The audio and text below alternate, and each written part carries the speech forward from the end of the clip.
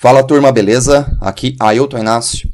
Hoje vou mostrar para você que está começando a fazer site ou aplicação web alguns conceitos importantes que você deve entender, não tem como fugir, e como eles se relacionam desde o desenvolvimento do seu site ou aplicação até a publicação para o seu usuário final na internet.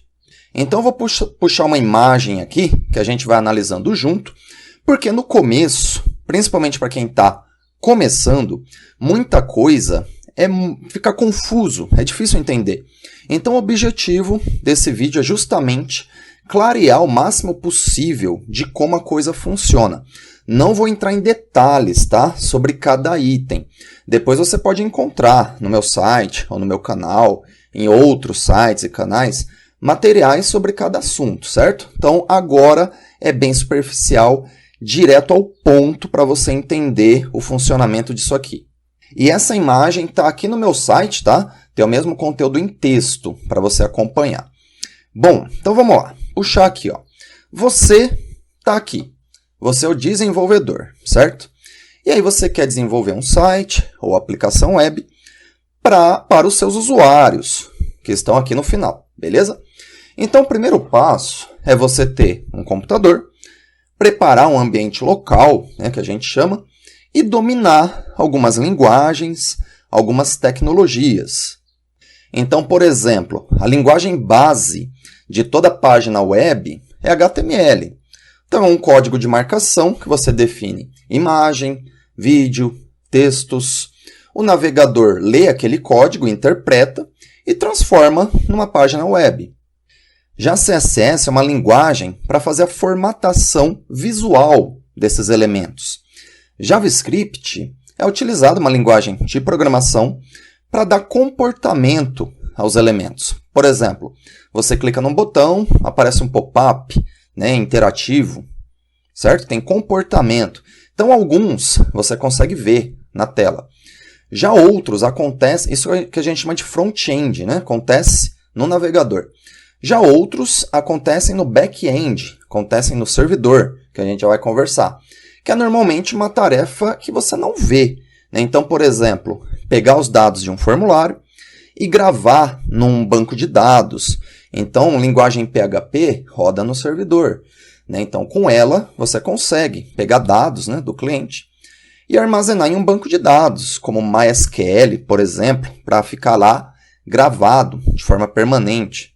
Então, essas são algumas das linguagens e recursos que você precisa para começar a desenvolver, certo? Então, imaginando que você desenvolveu, seu produto está pronto, a gente pode ir para a próxima etapa. A próxima etapa, turma, aqui no meio, ó, é você ter um servidor web, beleza? O que é isso?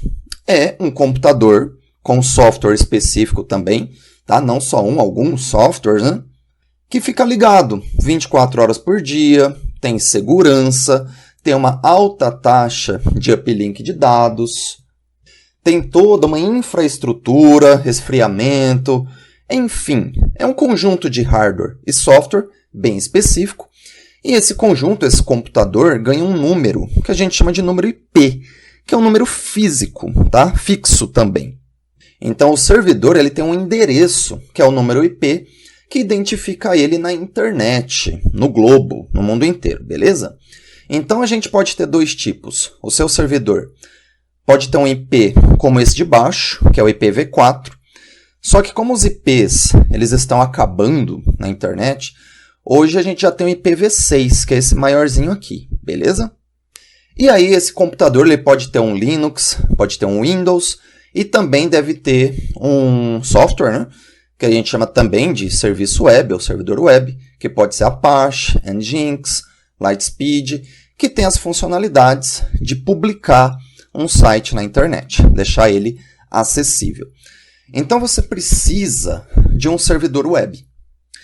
Você pode fazer na sua casa um servidor. Só que por questões técnicas fica difícil manter. Então normalmente você contrata um servidor web. E ele pode ser também de vários tipos. Por isso que a gente tem aqui, ó, várias empresas que oferecem um serviço. Amazon, Google, Azure, né, da Microsoft, GoDaddy, HostGator, entre vários outros, beleza? Por que vários tipos? Você tem os mais baratos, tudo depende da sua aplicação, do que você quer rodar. Se é um site pequeno, que não vai ter tantos acessos, você pode ter um servidor baratinho, de R$20, que é o que a gente chama de compartilhado. Então, o mesmo servidor é compartilhado com vários clientes, vários sites, né? Todo mundo chega usando o mesmo computador. Pode ser também um mais caro, que é um dedicado. Vai ser só seu, certo? Hardware e software. Pode ser cloud, pode ser VPS. Você vai pesquisar depois melhor sobre isso, certo? Então, você vai contratar uma empresa que te dá esse servidor web. E, normalmente, quando você vai contratar, você precisa relacionar com um nome de domínio. Seu site.com.br. Você vai registrar o seu, beleza? Que aí fica mais fácil acessar, né? E quando as pessoas, né, forem acessar, também fica mais fácil. Porque imagina ter que acessar pelo número IP, né? Fica inviável. Então, por isso existe o domínio. A gente já vai falar mais disso também. A empresa de hospedagem, normalmente, ela presta esse serviço também. Então, ela faz o pedido aqui no registro.br. Aí, o registro BR registra esse domínio. Então, a empresa de hospedagem vai funcionar como um meio-campo, porque quem registra mesmo é o registro.br aqui no Brasil, tá? Domínios com final BR. Então, se você quiser, você pode ir direto. Registra o domínio. E quando você for contratar a sua empresa de hospedagem, você diz que você já tem um domínio, certo? Isso você que sabe. Maravilha, turma? Perfeito. Bom, então você tem um servidor web, maravilha. Para você publicar o seu site, por quê? Você desenvolveu ele aqui na sua máquina, né? É um desenvolvimento local. Você precisa subir para o servidor. Então, aqui, você precisa fazer esse acesso. Como que você faz esse acesso? Você pode fazer um acesso por SSH. Esse acesso ele é completo, como se você estivesse indo na máquina, só que remotamente, né, da sua casa. Só que é mais difícil. É por prompt de comando, é mais complicado você mexer. Você pode usar um programinha chamado PUT para fazer isso, tá? Mas é complicado. Depois você pesquisa sobre isso, né? Então é algo mais avançado, só que é uma opção, tá? Mas não é todo servidor, tá? Que deixa. Maravilha. Segunda opção, você pode fazer um acesso FTP. Esse tipo de acesso é só para você transferir todos os arquivos que fazem parte do seu site ou aplicação. Então, você vai subir para o servidor. E isso você pode fazer com um programinha, por exemplo, FileZilla, que é esse daqui, vermelhinho. Tá? A empresa de hospedagem te dá os dados de acesso. E aí você faz o acesso, você sobe tudo para o servidor. Para a pasta public, HTML ou www. Essa pasta, né? Lógico, você pode usar outras pastas também, certo? Que fazem parte do seu sistema. Mas essa pasta é a que fica pública para os usuários, beleza? Aí você faz a separação certinho. Do que o usuário deve ver e do que o usuário não deve ver. Isso você comanda, tá? É como se fosse um Windows Explorer da vida. E você pode também fazer um acesso HTTP, que é um acesso pelo navegador, beleza? Que aí você usa um sisteminha web, tá? Do navegador, como o cPanel, por exemplo. E com ele você consegue fazer o gerenciamento dos recursos do seu servidor e também fazer o upload de arquivos. Então o FTP é um protocolo, né, de internet para você transferir arquivos e o HTTP é um protocolo de internet que a gente usa, né, para acessar sites que rodam no navegador, que você consegue fazer requisições para o servidor. Você consegue fazer uma requisição de um texto, de uma imagem, de um vídeo, e assim as páginas web conseguem, né, serem transferidas do servidor para a sua máquina, para o seu computador. Por isso que quando você acessa um site, é https, né? O domínio.com.br, beleza? Então você fez o acesso, subiu os arquivos, maravilha. Quando você faz a contratação de uma empresa de hospedagem, normalmente você ganha, tá? Outros servidores. Servidor DNS, servidor de e-mail. Então, por exemplo, você pode usar e-mail, né? Então vai ficar assim, contato@seusite.com.br. Você pode criar contas de e-mail. Esses servidores são básicos, tá? Mas funcionam bem. Então você já ganha, normalmente, tá? Você também ganha servidor de banco de dados, normalmente, para você fazer um site ou aplicação que armazena dados nesse banco, né? De maneira permanente, para você recuperar, armazenar, beleza? Então, normalmente, o mais usado na internet é uma SQL. Então, você pode ter outros, pode contratar separado. E aí, você ganha também um servidor DNS. Esse é o mais importante aqui para a gente conversar agora. Por quê, turma? Como eu disse no começo, os seus usuários, como que eles vão acessar o seu site? Pelo domínio, né? seusite.com.br. Então, eles vão no navegador, certo? Ou Edge, ou Chrome.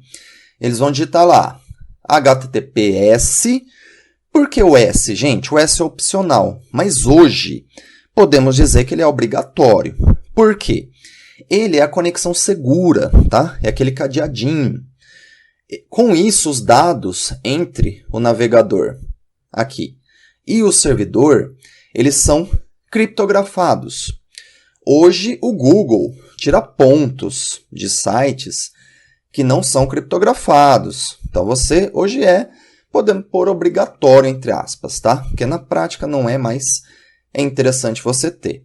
Então, ele vai por lá, https, o seu site, beleza? Quando você faz isso, o servidor DNS, ele entra em ação, e são vários no mundo inteiro. O que você ganha, né, quando você contrata, ele conversa com outros no mundo inteiro. Esses servidores, eles fazem um mapeamento dos domínios, que são os nomes, né, de endereço, para os números IPs. Por quê? Você não vai acessar um site digitando IP, vai ser o domínio. Então, esses servidores, eles têm esse mapeamento e eles conversam. Então, eles espalham esses mapeamentos, né? É o que a gente chama de propagar zona DNS. Então, graças a esses servidores, é possível esse mapeamento. E a gente não ter que decorar número IP, né? E sim domínio, beleza? Por isso que quando você faz qualquer alteração de DNS, normalmente demora algumas horas ou várias horas para ele propagar para a internet toda, beleza? E graças a isso tudo, quando você acessa um site, ele vai ser carregado no seu navegador, né? Com HTTPS, buscando do servidor, usando DNS, e aí o acesso dá certinho aqui para você. Beleza, turma? Então é isso, de maneira bem superficial. Espero que eu tenha aí te ajudado e que tenha clareado aí como esses conceitos funcionam, beleza? Um abraço e até a próxima.